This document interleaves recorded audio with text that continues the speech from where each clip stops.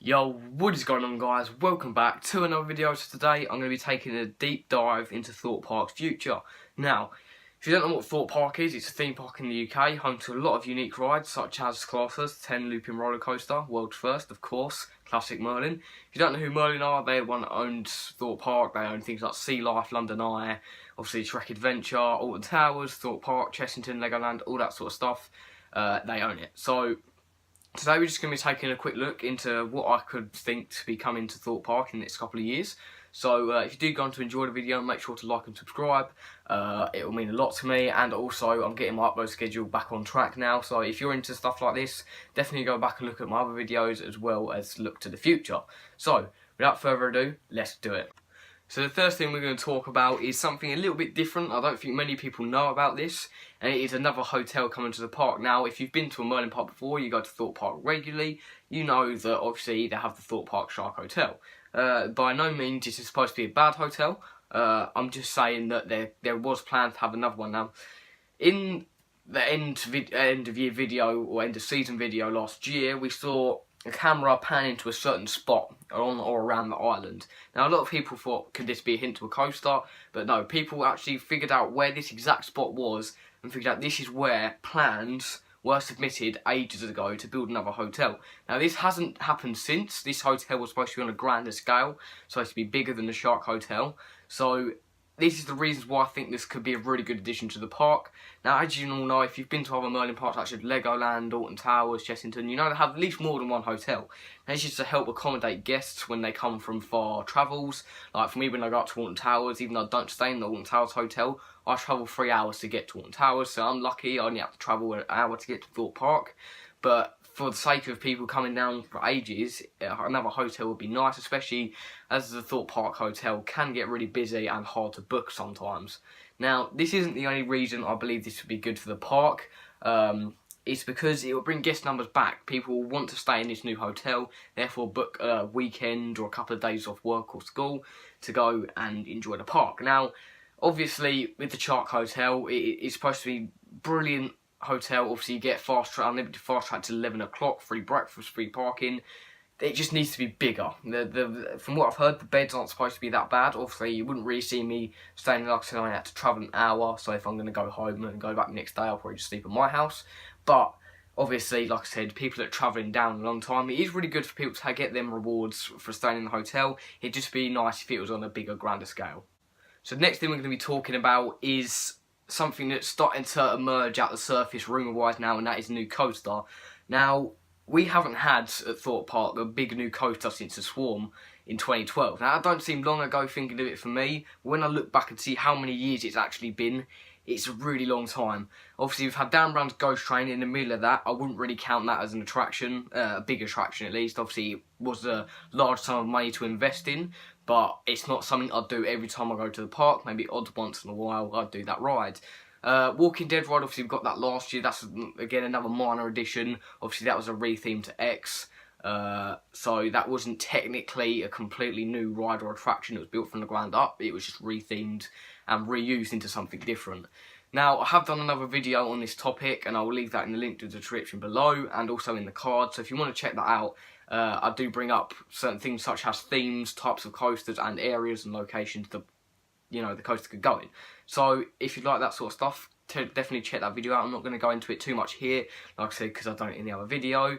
But hopefully within the next couple of years, I feel like it should happen, is we should see either planning permissions this year and construction starting next year, or planning permission next year and construction starting the year after. That was a mouthful. So hopefully, fingers crossed, we'll get news on a new coaster, or it doesn't have to be a coaster, a new attraction within the next couple of months or years. We don't really know. There's no specific time, but I've heard something big's supposed to be happening in 2020. So, you know, maybe we could start seeing construction in 2020, or start seeing construction over the winter this year. So just wanted to touch upon that a little bit, because I know if I leave it out, a lot of people will start to pick on me. So there you go. I've just said it. If you want to have a look deeper into that, then I'll let you watch the other video. Okay, so let's get into the next bit. Okay, so the next thing we're going to be talking about is events. Now, this year, or this season, you know there are a number of events. Obviously, you've got Jungle Escape, Game Effects, Bountzilla, obviously Fright Nights at the end of the year. So they're the core main events this year. There's not really much else happening other than the events. Obviously, Lunar Cinema, but that was only for a couple of days, so I don't really count that as a massive event. So maybe in the next couple of years, and maybe every season, we see new events, / new attractions. Obviously, I can see Jungle Escape being kept for next year, so maybe they could see that returning, maybe having new events just to keep the park feeling more fresh and keeping you coming back throughout the year. Obviously, there will be select days where you probably get all the events in one go, but it's highly unlikely because it will be a very short period of time. Obviously, Friday Night's being the end of the year, it will probably be impossible to get something like Game Effects, which happened earlier on in the year, on the day that you go. But to be quite honest, that's their plan really, I think, to get people coming throughout the year, to, you know, keep their guest satisfactory up, which I think is a really good idea because last couple of years we haven't really had much to sort of rely on with new sort of attractions. Obviously these are classed as attractions, they're not rides but they're attractions. So obviously I haven't tried out Bounceilla or Jungle Escape yet, so I'm looking forward to doing that next time I go. But from what I've seen through Game Effects, they're looking promising. So hopefully Fright Nights this year will be a good one. Obviously Fright Nights happens at the end of every year, around October, obviously around Halloween time. So definitely check out my channel around that time because I will be getting loads of videos out as soon or when the announcements come for the mazes. We're not going to really talk about that much now. So future events, we could see some events coming back, such as Bounceilla and Jungle Escape. We see Game Effects coming back. It just depends how well received these things are. If they're not very well received, then obviously not going to do them next year. They're going to think of stuff to do better.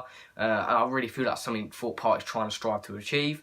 So yeah, I can definitely see some new events happening in the next couple of years. Okay, so the final thing we're going to talk about today is guest satisfaction. So you may be thinking, that's their job, they're supposed to give guest satisfaction. But to be quite honest, it is greatly improved this season. I'm going to use the example of the Quench Cups or the refillable cups that were introduced a couple of years back. So you paid £10 to get the cup for the day, you could refill it as much as you wanted. But when you came back the next day, you still had to pay another £10 to get it. Now the solution for this year, or this season, was the fact that they've introduced the same cups, but when you buy them the first time, you keep them, and then if you want to go again in the next whenever, you can take the cup with you, go to the island shop, mainly the island shop. I've been to some other shops that do so until they keep saying that the only reactivation they can do is up at the island shop. So I'd get it reactivated as soon as you get to the park on the day. So you go in, that's exactly what they do, they reactivate it. You pay a little bit of more money, I'd say it's £8, but again, it's not as much money as paying £10 every time you go. And especially someone like me that goes pretty much very often and goes throughout the year, it does really bug me when that £10 could be going to things like merchandise and stuff like that. Obviously I have a Merlin annual pass, so I get a discount on that. So I get it for £4 on the reactivation rather than £8. So that's pretty much a big deal. Like I said, I talked about passes in another video. Go check that out. I talked about it as like a ticket guide if you guys are thinking of going and maybe on the edge on what you should do. Then that's the video. So I do believe that this is the way forward for Thorpe. Obviously this year they've added like the actors around the park. They're really trying to get the people involved, sort of leaning towards the kid friendly side. Obviously there's not much for a little kid to do at Thorpe Park, not as much at Chessington and Legoland. Obviously you won't get a little 5-year-old going on something like Nemesis. It just doesn't work. The two main family friendly areas, obviously Amity, Angry Birds Land and Old Town, and even then they're quite small areas. It's not enough enjoyment for a kid. So these roaming actors, if kids are walking around or waiting, it's really nice to see that there is some entertainment. Obviously a couple of years back the only real entertainment we had like that was at the Fright Nights, so it is really nice to see some actors dotted around the park. So yeah, that brings us to the end of today's video. Like I said, if you did enjoy the video, check out some other ones, you should be able to like them. So yeah, see you later guys.